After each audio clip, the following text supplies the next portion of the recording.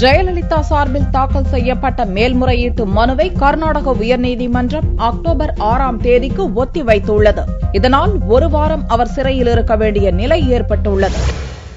மொத்தம் 66 கோடி ரூபாய் சொத்து சேர்ப்பு வழக்கில் சிறை தண்டனை பெற்ற தமிழக முன்னாள் முதல்வர் ஜெயலலிதா, அவரது தோழி சசிகலா, முன்னாள் வளர்ப்பு மகன் வி.என். சுதாகரன் மற்றும் சசிகலாவின் அண்ணி இளவரசி ஆகியோர் பெங்களூர் பரப்பன அக்ரஹாரத்தில் உள்ள மத்திய சிறையில் கடந்த சனிக்கிழமை முதல் அடைக்கப்பட்டுள்ளனர். நீரிழிவு நோயால் அவதிப்படும் ஜெயலலிதாவின் உடல்நலக் கோளாறு காரணமாக தனக்கு உடனடியாக ஜாமீன் வழங்க வேண்டும் என வலியுறுத்தி கர்நாடக உயர்நீதிமன்றத்தில் திங்களன்று ஜெயலலிதா தரப்பு வக்கீல்கள் மனு தாக்கல் செய்தனர்.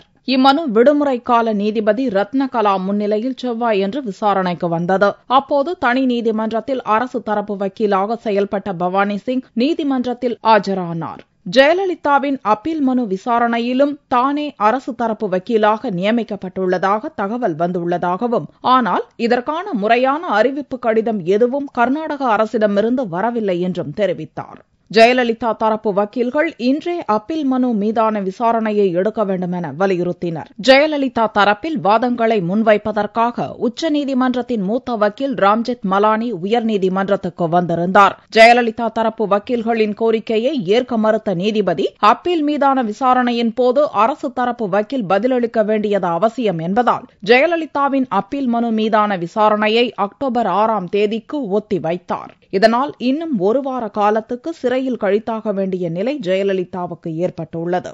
திங்களன்று ஜெயலலிதா தாக்கல் செய்த மனுவில் தனது உடல் நலன் மோசமாக இருப்பதை கருத்தில் கொண்டு தண்டனையை நிறுத்தி வைத்து தனக்கு ஜாமீன் வழங்க வலியுறுத்தியிருந்தார். ஜெயலலிதாவைப் போல சசிகலா, இளவரசி, வி.என். சுதாகரன் தரப்பிலும் ஜாமீன் மனுக்கள் தாக்கல் செய்யப்பட்டிருந்தன.